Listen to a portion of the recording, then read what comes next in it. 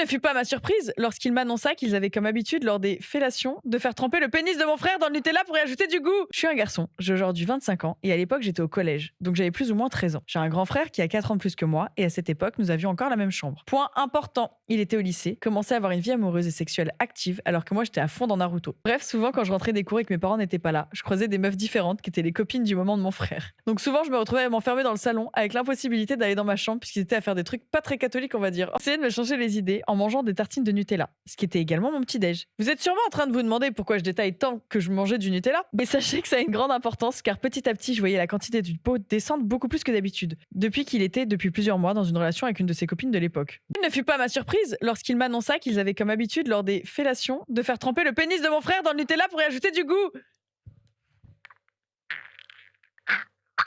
Je vais canner, moi aussi.